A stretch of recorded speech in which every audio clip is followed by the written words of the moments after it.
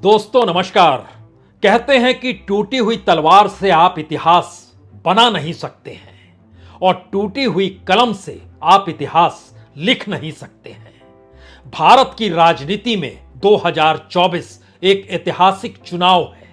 यह चुनाव इसलिए क्योंकि 2024 से पहले समूचा विपक्ष अब यह कहने से चूक नहीं रहा है कि दरअसल देश में लोकतंत्र है ही नहीं, और लोकतंत्र जिसने खत्म किया उसका नाम लेने से भी वह चूक नहीं रहा है। संसद के भीतर हो या संसद के बाहर की स्थितियां हो, इस देश के भीतर में अलग अलग राज्यों की राजनीति को करने वाले क्षत्रपों की कतार ही क्यों ना हो, लेकिन जब लोकतंत्र घायल है तो हर कोई उसकी चपेट में आएगा। अब यह सबको समझ में आने लगा है। और 2024 में अगर हार गए या फिर कहीं के नहीं रहे तो फिर उसके बाद किसी भी बरस के किसी चुनाव को लेकर कोई परिस्थिति ऐसी बनेगी नहीं जहां पर आप कह भी पाएं कि लोकतंत्र नहीं है। तो क्या 2024 एक ऐसी परिस्थिति में आकर खड़ा हो गया है जो 46 बरस पहले इस देश में 1977 में परिस्थिति बनी थी? उस वक्त इस देश के 20 राजनीतिक दलों ने अपने दलों के नाम छोड़ दिए थे। उन्होंने अपनी उस राजनीति को त्याग दिया था जिसके जरिए वह राजनीति साधते हुए खुद को मजबूत करना चाहते थे, क्योंकि उस वक्त निशाने पर एक ही व्यक्ति था, उस वक्त निशाने पर एक ही मुद्दा था। उस शख्स का नाम इंदिरा गांधी था और जो मुद्दा वो इमरजेंसी का था। इंदिरा गांधी और इमरजेंसी के खिलाफ खड़ी जनता पार्टी ने इस देश के भीतर में तमाम राजनीतिक दलों में यह संदेश साफ तौर पर दिया, अपनी अपनी पार्टियों को आपको छोड़ना होगा, क्योंकि अपनी पार्टियों के साथ आप बने रहेंगे, खड़े रहेंगे तो फिर उन्हीं मुद्दों के इर्द गिर्द उस वक्त इंदिरा गांधी की राजनीतिक तलवार चलेगी और आप कहीं के नहीं रहेंगे। हर किसी ने इस देश में राजनीति के एक नए चेहरे को जनता पार्टी के तौर पर देखा। यह एक अलग मसला है कि वह पार्टी टिक नहीं पाई, सत्ता बहुत जल्दी डगमगा गई, लेकिन मौजूदा वक्त में यानी 46 बरस बाद एक ही व्यक्ति है और एक ही मुद्दा है। व्यक्ति नरेंद्र मोदी है और मुद्दा लोकतंत्र का खत्म होना है। तो क्या पहली बार तमाम क्षत्रपों को यह समझ में आने लगा है, या फिर पहली बार विपक्ष के राजनीतिक दल के तौर पर कांग्रेस को भी क्या यह समझ में आने लगा है कि अभी अगर वह एकजुट नहीं हुए और 2024 में अगर उन्होंने जिस मुकाम को हासिल करना चाहा है अगर नहीं कर पाए तो स्थितियां फिर 2029 भी भूल जाइए, क्योंकि अगर लोकतंत्र खत्म है तो फिर चुनावी जीत लोकतंत्र को लोकतंत्र कहने से कतराएगी नहीं। यानी जिसे लोकतंत्र विपक्ष नहीं मानता है, जनता के वोट कहेंगे लोकतंत्र तो यही है, और फिर सत्ताधारी पार्टी भी देश भर में इस मुनादी को कराने से चूकी नहीं कि दरअसल चुनाव के डर से और उसके हार के डर से ये कहते थे कि लोकतंत्र नहीं है। देखिए, जनता हमारे साथ खड़ी है, हम चुनाव जीत गए, और यही तो लोकतंत्र है। तो लोकतंत्र के इस मिजाज के भीतर अगर मुद्दों की फेरिस्त देखें तो अलग अलग प्रांतों में, चाहे उत्तर प्रदेश हो, चाहे बिहार हो, चाहे बंगाल हो, चाहे गुजरात हो, चाहे राजस्थान हो या मध्य प्रदेश हो, चाहे जम्मू कश्मीर हो, चाहे तमिलनाडु या कर्नाटक और केरल ही क्यों ना हो, हर जगह पर क्षत्रपों की मौजूदगी उनकी अपनी राजनीति के आश्रय चलती है, और वह मुद्दा गौण हो जाएगा जो इस दौर में कह के हर कोई खुले तौर पर चूक नहीं रहा है कि लोकतंत्र तो है नहीं। यानी उस मुद्दे के इर्द गिर्द विपक्ष को एकजुट होना है। और क्या विपक्ष ये समझने लगा है? इस समझ का जिक्र हम करें उससे पहले एक तस्वीर आज आपको दिखलाना चाहते हैं। यह तस्वीर इस मायने में बड़ी महत्वपूर्ण हो चली है कि दरअसल एक वक्त कांग्रेस और आम आदमी पार्टी एक साथ आपको कहीं दिखाई नहीं दिए, और जब दिल्ली के डिप्टी सीएम को जेल हुई उस वक्त भी कांग्रेस खुलकर नहीं बोल पाई।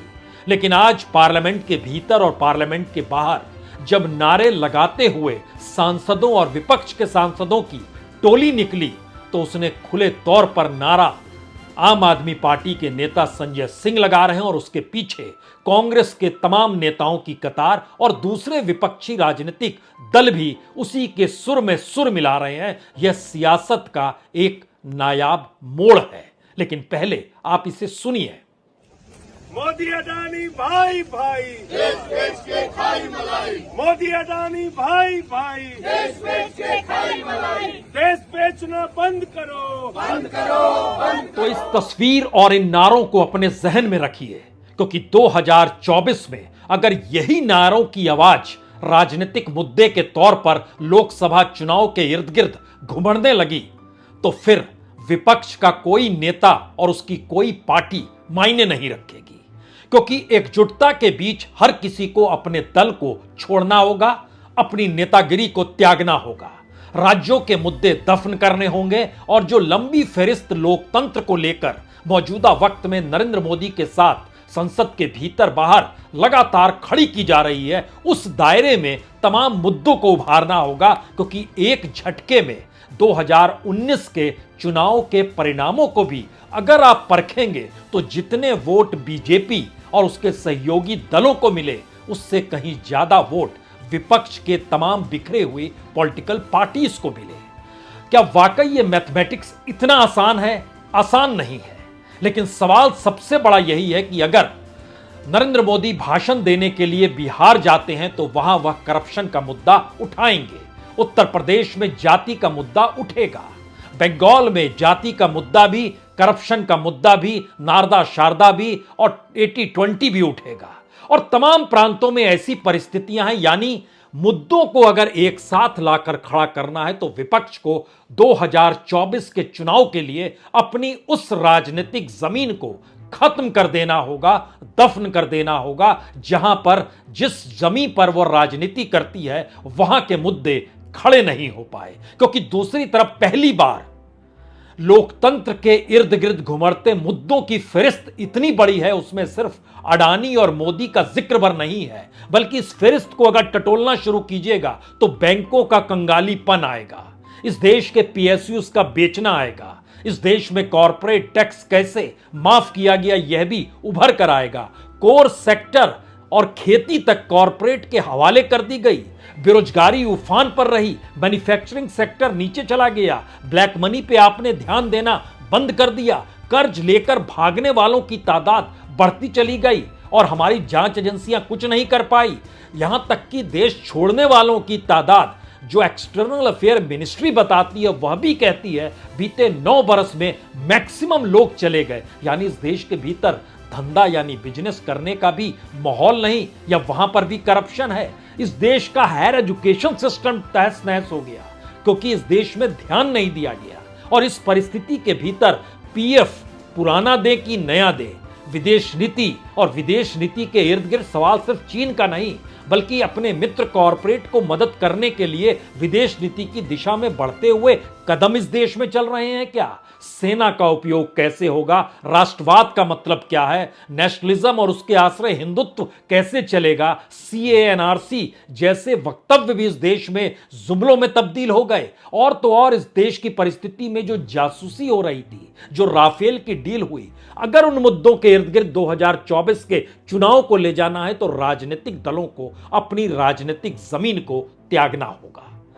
और इसका असर कैसे किस रूप में होगा, हमें लगता है कि आज 2019 के चुनाव के रिजल्ट को ही जरा बेस बनाकर परखने की पहले मैथमेटिकल एस्पेक्ट में समझे, उसके बाद मुद्दों के हिसाब से चीजों को परखना शुरू करेंगे। क्योंकि अगर आप ध्यान दें तो बीजेपी को 2019 में 22 करोड़ 90 लाख वोट मिले थे।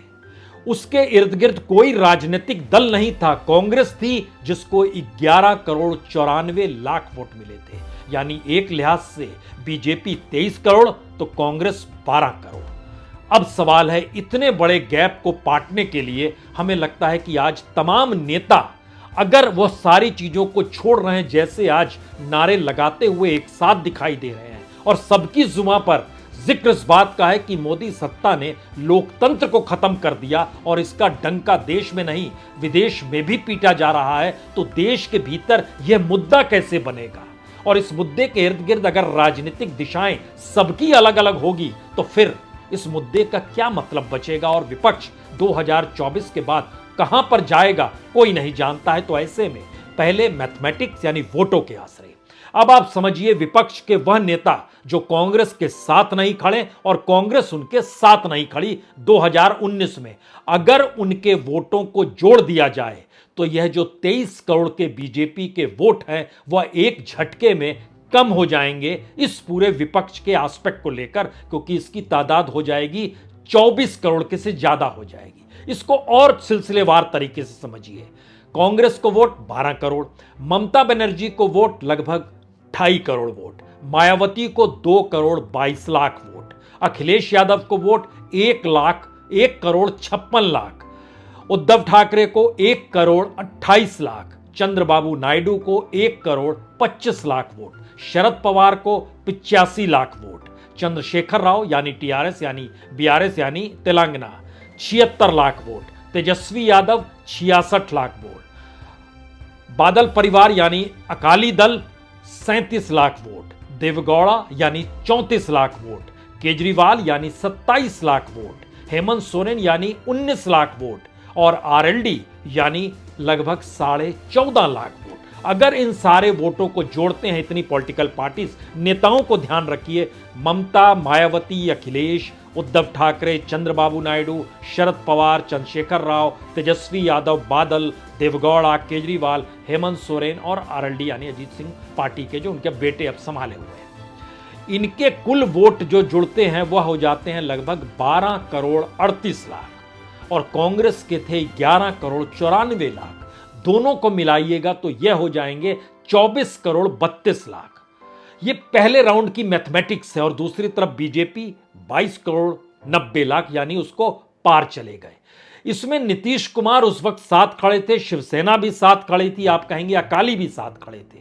अगर इन तीनों के वोट जोड़े जाएं, शिवसेना को मिले थे 1 करोड़ 28 लाख वोट, अकाली दल को मिले थे 37 लाख वोट और जनता दल यूनाइटेड को मिले थे 89 लाख वोट। और उसके साथ जोड़ लीजिए एआईडीएमके के भी वोट डाल दीजिए 83 लाख वोट, लोक जनशक्ति पार्टी के भी वोट डाल दीजिए 32 लाख वोट और अपना दल के भी वोट डाल दीजिए 10 लाख वोट। ये सब मिला के अगर बीजेपी के साथ उस परिस्थिति में भी चले जाते हैं तो ये वोट 26 करोड़ से पार नहीं होते हैं। और दूसरी तरफ अगर इस फहरिस्त में आपने नाम उद्धव ठाकरे का निकाल दिया, इसमें हमने नाम पहले से ही नीतीश का नहीं लिखा था, जो जोड़ा था उसमें हमने बादल का लिखा था, अगर उसका भी 37 लाख निकाल दिया तो इस परिस्थिति में भी लगभग 23 करोड़ के लगभग वोट विपक्ष के हैं और 26 करोड़ वोट बीजेपी के हैं। लेकिन इसमें वामपंथियों को जब आप जोड़ते हैं तो वह वोट भी लगभग 1.5 करोड़ और जुड़ जाता है। अब इसमें अगला सवाल, इसमें हमने वाईएसआर कांग्रेस को नहीं जोड़ा, जगन रेड्डी को नहीं जोड़ा जिनके तकरीबन 1.5 करोड़ वोट है, इसमें हमने डीएमके को नहीं जोड़ा जो कांग्रेस के साथ है, उसके भी 1 करोड़ 43 लाख वोट है। इसमें हमने नवीन पटनायक को भी नहीं जोड़ा जिनके अपने वोट 1 करोड़ से ज्यादा के हैं। यानी ध्यान दीजिए, इस पूरी परिस्थिति के बीच में हमने छोटे राजनीतिक दलों को अभी नहीं लिया है। इस परिस्थिति के भीतर एक झटके में कांग्रेस आज की परिस्थिति में जहां खड़ी और विपक्ष जहां अपनी परिस्थिति में लगातार बटा हुआ खड़ा है, अगर सबको वोटर के लिहाज से जोड़ दिया जाता है तो और बटी हुई परिस्थिति में जहां पर जनता दल यूनाइटेड बीजेपी के साथ नहीं, अकाली दल साथ नहीं, शिवसेना बटी हुई साथ में है लेकिन उद्धव ठाकरे साथ में नहीं है, वह विरोध कर रहे हैं। इस परिस्थिति में बीजेपी का जो पूरा वोट है वह लगभग 24.5 करोड़ होता है और दूसरी तरफ 27.5 करोड़ वोट हो जाते हैं विपक्ष के। यह पहले राउंड की गिनती है। इस लिहाज से इसको इसलिए जरा समझिए क्योंकि भारत के भीतर 2019 में 91 करोड़ वोटर हुआ करते थे और 61 करोड़ वोटिंग हुई थी, यानी लगभग 30 करोड़ लोगों ने वोट नहीं भी डाले थे। हम ये मानकर चल रहे हैं 2024 में वो भी नहीं डालेंगे, लेकिन इस परिस्थिति में जो वोटिंग का इजाफा होगा, बीजेपी अपने बूते कितने करोड़ वोट और ले जा सकती है, कितनी बड़ी छलांग लगा सकती है। 2014 से 2019 के बीच में उसने लगभग 4 करोड़ वोट अतिरिक्त पाए थे, यानी 2014 में अगर 18 करोड़ प्लस था तो यहां 22 करोड़ प्लस हो गया। कांग्रेस कमोवेश उसी स्थिति में रही जो 12 करोड़ के लगभग उस समय था, 12 करोड़ के लगभग इस समय रही, और विपक्ष की जो पॉलिटिकल पार्टीज थी उनके वोट कुछ कम होने लगे। अब सवाल यह है कि जब मुद्दा एक ही है, नेता एक ही है जिसका विरोध करना है, और अगर सब अलग अलग लड़ेंगे तो बिहार में जाके बीजेपी क्या कहेगी? करप्शन है, धोखा देने वाले नीतीश कुमार हैं, इनके साथ खड़ा नहीं हुआ जा सकता है, और वो एक करप्शन को रूप में बिहार के इलेक्शन में वोटिंग का पैटर्न शुरू हो जाएगा। यानी वह मुद्दा गायब हो गया जहां डेमोक्रेसी और प्रधानमंत्री मोदी की सरकार से जुड़े हुए मुद्दों की पूरी लंबी फहरिस्त है। उत्तर प्रदेश में भी क्या जिक्र होगा? जातीय समीकरण, 80-20 का खेल, या फिर करप्शन के आश्रय नेताओं के नाम लिए जाएंगे? यकीनी तौर पर वोट फिर बटेंगे, जाति के आधार पर वोट फिर बटेंगे। जाति के आधार पर, करप्शन के आधार पर, और इस देश में 80-20 यानी हिंदू मुस्लिम के मद्देनजर अगर चीजों को डाइल्यूट करना है तो हर किसी को एक अपनी पार्टी और अपने कद और अपनी पहचान को नए सिरे से गढ़ने का प्रयास करना होगा। यह संभव है कितना या नहीं है, क्योंकि 46 साल पहले हो चुका है, और आज पार्लियामेंट के भीतर जब राहुल गांधी का जिक्र किया तो बीजेपी इसे भूली नहीं है कि इस देश में इमरजेंसी लगी थी। लेकिन बीजेपी यह भी नहीं बताती है उस समय जनसंघ थी वह, और जनसंघ का नाम छोड़ दिया गया था, वो शामिल हो गए थे जनता पार्टी में। और उस वक्त कांग्रेस के नेता बाबू जगजीवन राम भी जब कांग्रेस छोड़कर आ गए तो एक नई परिस्थिति बन गई। यानी एक नया पिलर अगर खड़ा होता है तो पता नहीं बीजेपी का कौन शख्स किस रूप में निकल कर आ जाए, क्योंकि बीजेपी के भीतर भी नेताओं की अपनी जमीन जो है, जो कद्दावर नेता है उनकी राजनीतिक जमीन को खत्म कर देना, या उनको ताकत नहीं देना, या डाइल्यूट कर देना और कमजोर लोगों को उठाना, यह कोई नायाब चीज नहीं है। यह फार्मूला खुले तौर पर 2014 से देखा गया है। जो नेताओं की फहरिस्त के साथ जो मंत्रियों की फहरिस्त है, अगर उसको भी आप परखें तो जो महत्वपूर्ण लोग बोलते हुए नजर आते हैं, मसलन आप कहेंगे अच्छा पीयूष गोयल, आप कहेंगे अच्छा इस दौर के विदेश मंत्री, आप कहेंगे इस दौर के अर्बन मिनिस्टर या तेल मंत्री जो पुरी साहब हैं, आप जिक्र करेंगे अच्छा इस दौर के जो एजुकेशन मिनिस्टर हैं धर्मेंद्र प्रधान, सभी तो राज्यसभा के मेंबर हैं और एक सीट नहीं जीत पाते हैं। यानी पूरे तरीके से बीजेपी केंद्रित अगर एक व्यक्ति के इर्द गिर्द हो गई और उस पॉलिटिकल पार्टी के भीतर के जो कद्दावर नेता थे उनकी भी अपनी राजनीति अब हाशिए पर है, तो सवाल उनके सामने भी उठेगा। लेकिन एक नायाब प्रयोग करने की दिशा में विपक्ष को तो बढ़ना होगा, और बढ़ने के लिए उसको इस 2024 के लोकसभा चुनाव के इर्द गिर्द एक नई पॉलिटिकल पार्टी के तौर पर सबको जोड़ते हुए और अपने कदों को भुलाते हुए कि हम कितने महान हैं, क्योंकि इसका एक असर कांग्रेस के मद्देनजर करने की जरूरत है। कांग्रेस जिस जगह पर आमने सामने बीजेपी की होती है, हमने पहले भी जिक्र किया है, जो 6 राज्य हैं, यहां की 100 सीटों में से वो सिर्फ 3 सीट जीत पाई, तो यहां उसे समझौता करना होगा, विपक्ष को कुछ स्पेस देना होगा। जो विपक्ष का मतलब जो विपक्ष के दूसरी पॉलिटिकल पार्टियों का समावेश होगा, राजस्थान, छत्तीसगढ़, मध्य प्रदेश, गुजरात, उत्तराखंड और हिमाचल प्रदेश, 100 सीट, 100 में से 97 सीट बीजेपी के पास। तो जाहिर तौर पर यहां मायावती को कुछ सीट दी जाएगी, यहां पर केजरीवाल को कुछ सीट दी जाएगी, और जो भी छत्रप के तौर पर जिसकी मौजूदगी होगी उसको वहां पर स्पेस मिलेगा और यूनिटी के साथ चीजें उभर कर आएंगी। क्या ये मंत्र विपक्ष को महसूस होने लगा है? पार्लियामेंट के भीतर उठते हुए मुद्दे और लोकतंत्र के लेकर सवाल, और राहुल गांधी चाहे विदेश में बोलें या देश के भीतर दूसरे पॉलिटिकल पार्टीज बोल रहे हो, तेजस्वी यादव के चेहरे पर गुस्सा कि सूत्र के हिसाब से मीडिया खबरों को परोसता है और मेरा अगर मॉल है तो मैं उन्हीं को ही दे दूंगा, बांट दूंगा, ये कहने से काम नहीं चलेगा। आप राजनीतिक मैदान में हैं, राजनीतिक प्रयोग की सीख आपको होनी चाहिए। जो कांग्रेस के वक्त होता था वही बीजेपी कर रही है, अखिलेश यादव उसी डिजाइन में है, उससे काम नहीं चलेगा। कैसे करेंगे? ममता बनर्जी आज विपक्ष की बैठक, लेकिन उनकी कोई नुमाइंदगी नहीं, वो गायब। डेमोक्रेसी इस देश में नहीं है, सिर्फ 9 ही नेताओं ने हस्ताक्षर क्यों किए जो 8 पॉलिटिकल पार्टीज से आते हैं, बाकी से बातचीत क्यों नहीं हुई, वो गायब क्यों थे? एक नए तरीके की परिस्थिति में अब सबको समझ में आने लगा है कि दरअसल ये रास्ता अलग थलग खुद को रखते हुए और अलग अलग लड़ाई लड़ते हुए अपने अस्तित्व और पॉलिटिकल पार्टी को बचाने की अगर वो सोचकर ये लड़ाई लड़ रहे हैं कि 2024 में कुछ तो लाभ हो जाएगा और हम अपने बूते लड़ेंगे तो शायद कुछ तो मिल जाएगा, तो फिर ये ख्वाब है उस जन्नत का जो जन्नत नसीब होने नहीं वाली है। क्योंकि 2024 से पहले के अगर हालात आप देख पा रहे हैं, वो चाहे राफेल को लेकर जिक्र हो सुप्रीम कोर्ट के भीतर या जासूसी यानी पेगासस को लेकर हो, राष्ट्रीय सुरक्षा शब्द ही सरकार की तरफ से कहा गया, पार्लियामेंट में चीजें डिस्कशन नहीं हुई। इस देश के खेतिहर किसानों के साथ जो मजाक रिफॉर्म के नाम पर हुआ, उसको वापस इसलिए लेना पड़ा क्योंकि वहां राजनीति नहीं थी, वहां किसान ही इस देश का खड़ा था और सारी पॉलिटिकल पार्टी एक साथ सिर्फ समर्थन कर रही थी। कोई यह नहीं कह रहा था कि हम कांग्रेस के हैं इसलिए समर्थन कर रहे हैं। यानी जहां पर भारत की राजनीति के भीतर बिखरा हुआ विपक्ष अगर एकजुट हो जाता है, यह दरअसल आने वाले वक्त में हो सकता है यह टू पार्टी सिस्टम की तरफ भी देश को ले जाए।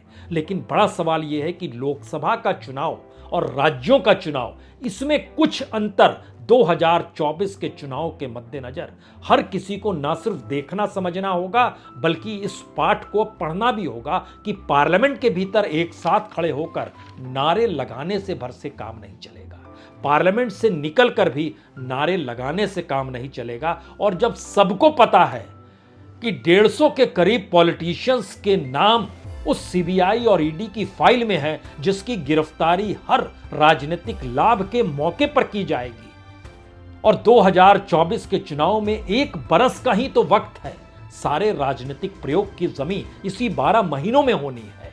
और उससे पहले राजनीति अगर साधनी है तो ऐसे में नारे कौन लगाएगा, नेता कौन होगा, यह तो दूर की ड्यूटी है। इस पर तो फैसला बाद में हो जाएगा, पहले खुद को खड़ा तो कर लीजिए। 2024 के चुनाव के लिए मंत्र यही है। बहुत बहुत शुक्रिया, बहुत बहुत शुक्रिया।